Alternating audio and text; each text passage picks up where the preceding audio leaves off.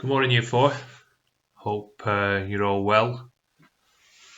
Not too much snow on the ground, I don't think, today. I don't know what it's like for you. I'm sure it's not too much difference as it is here. But I'm still very cold, so an extra coat on today. Right, let's move on with Arthur. And in fact, I don't think Arthur would have seen this weather in Australia, do you? It's very cold out there. Right, okay. So where are we up to? He's having a little bit of a difficult time, isn't he, with his kind of foster parents, or however you want to describe them.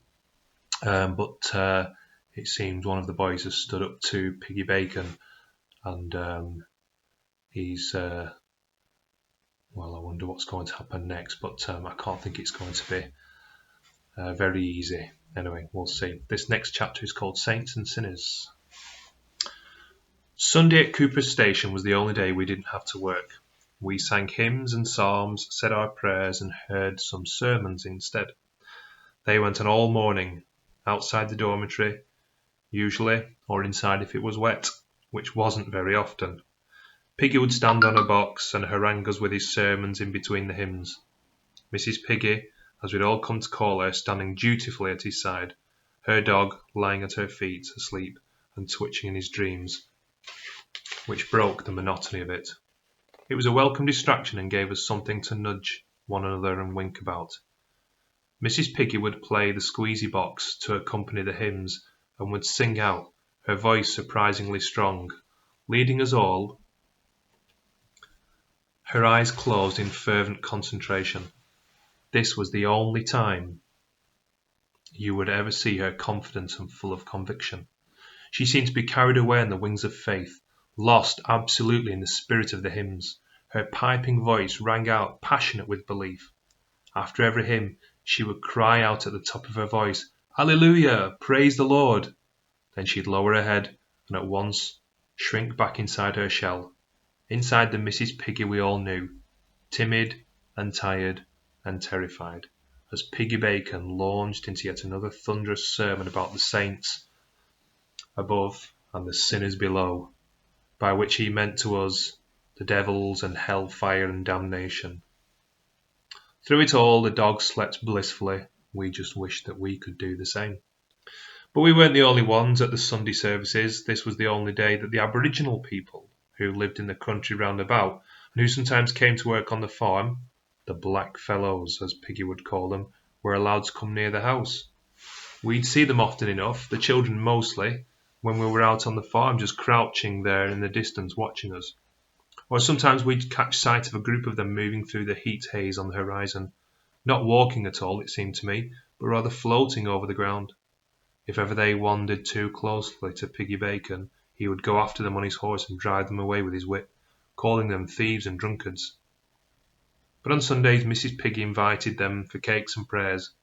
Even then they didn't like to come too close, but they'd squat down at a safe distance from us, listening to the hymns and the sermons. Aboriginal people, they are the indigenous people of Australia. They were the people who really were the first people of Australia. Before people like Arthur were shipped to Australia from England and from other countries, the Aboriginal people actually were there. It's their country. So that's who the Aboriginal people are. Afterwards, Mrs. Piggy would go over to them carrying a tray of cakes and lemonade, and she'd make a sign of a cross on their foreheads and bless them. None of us had seen that many black faces before, just an occasional one passing by in London, perhaps. And I'd noticed one or two black American GIs in uniform driving around the jeeps back home. These people went barefoot in ragged clothes and their children ran about naked, and they made you feel uncomfortable because they always seemed so still as they squatted there scrutinizing you. Their dark eyes looking right into yours. They stared, we stared, but we hardly ever spoke. You could never tell what they were thinking, but I liked having them there. They were company, and in this desolate place of wide skies and wide horizons, where we saw so few people, just their presence was a comfort. Hardly anyone besides them ever came to Cooper's Station. A truck coming down the long farm track was a real event for us because it was that rare, maybe one or two a week, that's all, delivering animal feed or fencing wire or seed perhaps. The drivers often sat on the veranda and drank lemonade with Piggy and Miss Piggy. They had cakes too, We got cakes and lemonade, only on Sundays, our big treat of the week, one each with a cherry on top. We'd line up and Mrs. Piggy handed one to each of us. She'd bless us and sign a cross on our forehead too. I liked that. It was the only time she ever touched us. I always took the cherry off my cake, put it in my pocket and kept it until last. Sometimes I'd keep it until I was in bed, and I'd lie there letting it melt slowly in my mouth, my hand grasping my lucky key all of the time. They tried to make us say prayers at night. We'd all have to kneel there for 10 minutes in silence. I never prayed, but I did wish. Every night, clutching a key around my neck, I wished myself out of there, wished myself back home in England, back with Kitty. In the first year, like everyone else, I almost found myself liking Mrs. Piggy, and not just because of her Sunday cakes either, though that certainly had something to do with it. The truth was, I felt sorry for her. We all did. And in a way, I suppose she had our respect too. Unlike Piggy Bacon himself, she worked as hard out on the farm as we did. She milked the cows with us in the morning and evening. She made all our meals too. The porridge and the soup and the bread and the milky puddings may have been repetitious and tedious, but it was hot and it was regular, and Mrs. Piggy did it all. Then there were the good days, the only good days, when Piggy Bacon drove off in his truck into town, and we'd be left alone on the farm with just her. We still had our work to do, but she'd do it with us, and on these rare and happy days you'd see all the tension and all the exhaustion lift from our shoulders, and even hear laughter sometimes. We were the same. Without Piggy Bacon there, we could fool around, have fun, and on those days she was a different person too. But every time it would be over all too soon, and unlike her, there was some refuge for us. Together in our locked dormitory at night, we had each other. She still just had Piggy Bacon. Sometimes, the worst for drink, he'd throw things. You could hear the sound of smashing crockery. You could hear him shouting. I never saw it happen, but we heard it. "Don't you dare tell me how to treat them. I'll do what I like and how I like. You hear me?" He'd go on at her. We'd lie there listening, and the next morning we'd see her, quiet and crying. So in time we began to feel she was one of us, just as much as Piggy Bacon's slaves we all were. I've often wondered why she endured it, why she stayed. There's really only one answer that makes sense. For the love of God. For the sake of Jesus. I never knew any more devout woman than Piggy Bacon's wife. She was married to him in the eyes of the Lord, so she could never leave him. As we were to discover, she was a woman who just didn't believe. She really lived out her faith, and she suffered for it too. I only once caught a glimpse of the depth of her suffering. Martin Wes and I had been told by Piggy to go and dig over the vegetable patch behind the farmhouse. It was hot and humid afternoon. The flies were out, and the soil was dried and hard and unyielding. We'd been at it for hours. We'd had enough. It was Marty's idea for the rest of us to go and get a drink. Marty's ideas were often dangerous, but by now we would be uncaring, and anyway, Piggy Bacon had just been round one of his random patrols. We thought Mrs. Bacon was out working on the farm somewhere. We dropped our forks and ran to the water pump outside the back door of the farmhouse. We pumped out the water for each other, all of us taking our turns to lie on the ground underneath, letting it splash all over our faces, drinking our fill. I was just having my turn, revelling in the coolness of it, when Marty and Wes stopped pumping. When I protested, they shushed me and then crept off, doubled up along the side of the farmhouse. I could hear Mrs. Piggy now. She was crying her heart out. I followed them. When they stood up to peek in at the window, I did too. Standing on tiptoe, I could only just see. She was sitting there, rocking back and forward in her chair, the dog on her lap. On the table by the window were all the Sunday cakes that she'd made. She was trying to stop herself sobbing by singing. It was very soft, but we could hear it. We all recognised it. What a friend we have in Jesus. Verse after verse she sang, but punctuated also by fits of sobbing that racked her whole body. There was one moment when she lifted her eyes and cried out loud, "Why? Why? Please take this away from me, Jesus. Please take it." This was when I saw a purple bruise on her chin. There were marks on her neck. She was clasping her hands and praying. I remember thinking that I wanted Piggy Bacon out of there, that one day he would have to go. I never made any plans to get rid of him, but I felt like doing it, and so did Marty and Wes. What he did next could have easily made us all so angry. If I'd have had the means and the courage to do something, I would have done. Mrs. Piggy to Ida. It was Christmas time, our second Christmas on the farm, about 18 months or so after we'd arrived at Cooper's station. For lunch on Christmas Day, Piggy Bacon and Mrs. Piggy sat at the opposite ends of our long trestle table and ate with us. We'd had the day off. In all, we were given 3 days off a year. Piggy Bacon's birthday, Easter Sunday, and Christmas Day. The morning had been all carols and prayers and of course sermons too, just like a normal Sunday, except that I liked the carols a lot better than some of the dreary hymns that we usually sing. We had sausages and mashed potatoes and gravy, and then jam roly-poly and custard afterwards, and all the lemonade that we wanted. The best feast of my childhood, I've never forgotten it. With Piggy and Mrs. Piggy there was none of us who said a word, of course, none of us dared, but I didn't think of anyone would want to talk much anyway. We were all far too busy eating our fantastic feast to have any time at all for conversation. We were savouring every mouthful. Ever since that Christmas Day, I'd always loved sausages. It happened after the meal. As usual, one of us had to stand up and say grace. Not just before, but after each meal as well. It happened to be my turn that day, and Piggy Bacon made me say it over again because I mumbled it. Say it louder to the Lord, he told me, and he will hear you. So I did. Then he stood up himself, cleared his throat, and announced that he had decided to give us each a Christmas present. A gift from the Lord, he said, a gift that we could keep with us and treasure all our lives. Then he showed us what it was. Dangling there from his forefinger on a piece of cord was a small wooden cross. From now on, every one of you will wear this every day. This is the badge of Jesus, and you will wear it with pride, he said. One by one we were summoned up to receive our present. He hung a cross around each of our necks. We said thank you, shook his hand and went to sit down. Except for the thank yous, the whole ceremony was conducted in awkward silence. Mrs. Piggy, who was standing meekly at his side with a bunch of crosses hanging from her wrist, handed a cross to him each time as each one of us came up. I noticed she kissed each one before she gave it to him. Then I was called up. I was standing there waiting for my cross, looking into Piggy Bacon's face, when suddenly his expression changed. What's this?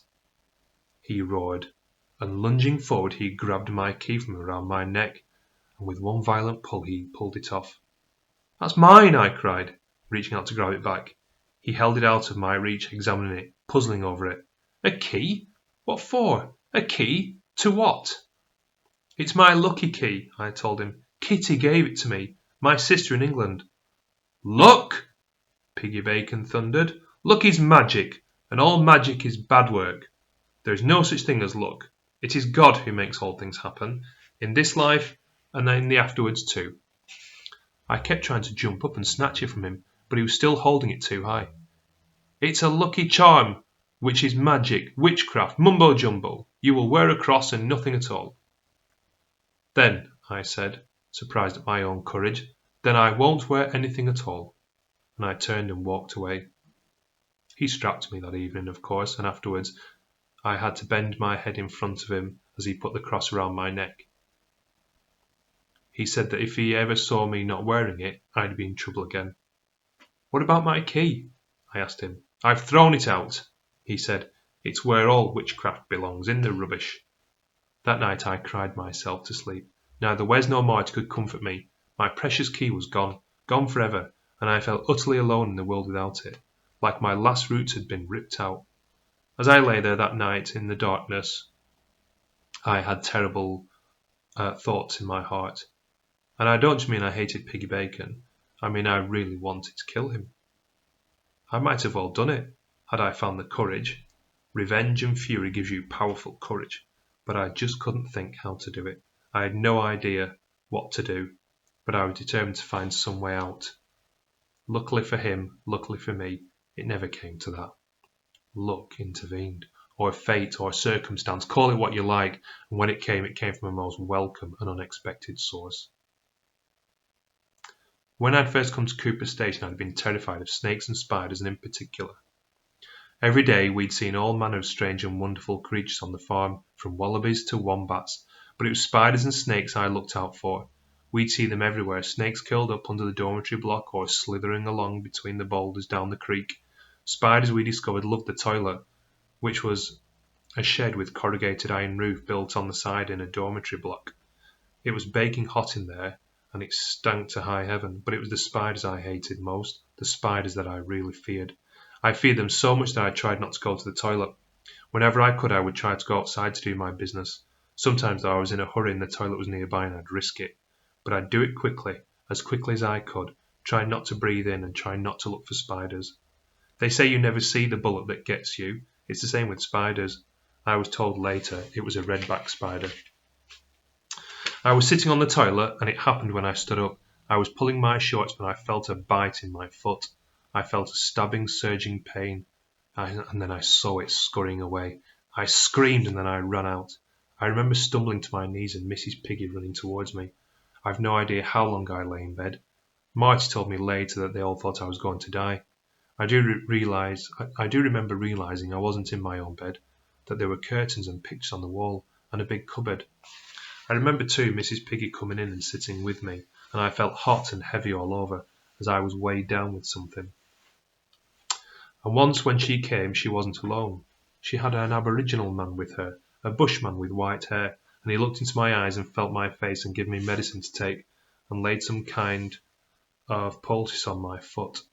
The medicine tasted so bitter I could barely swallow it, but whatever it was he put on my foot, it cooled it wonderfully. As I got better, Miss Piggy would sit beside me playing her squeezy box, and I loved that. All these memories may not be memories at all.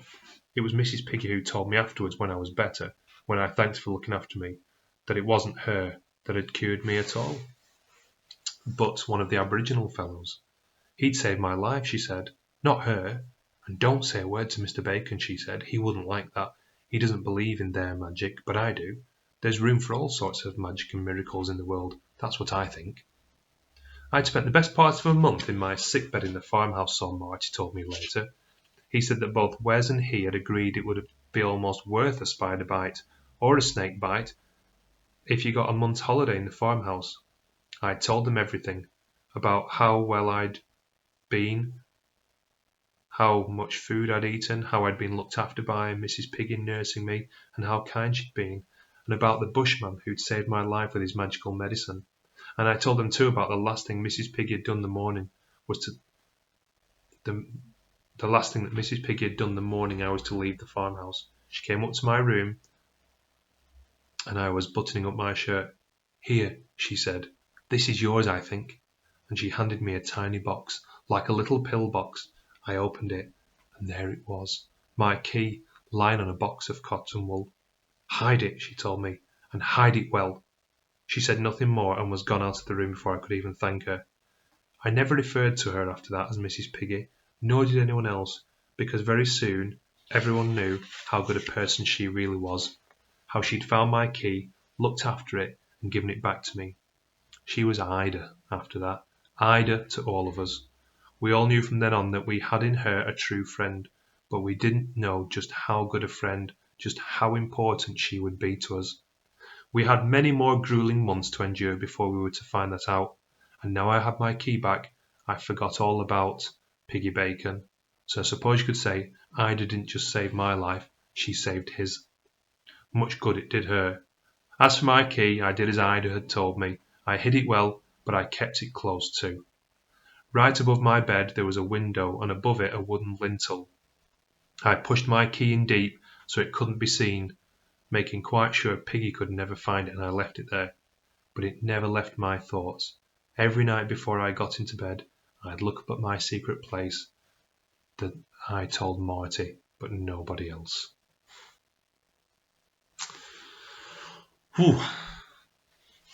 Quite a tough couple of chapters there, but hopefully Arthur's life is going to improve, because it seems he's now got a friend in Ida, and maybe she's going to help the children, I don't know, escape or get free.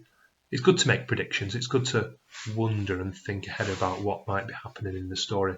Maybe you're already thinking about what might be happening to Arthur and Marty and all the others.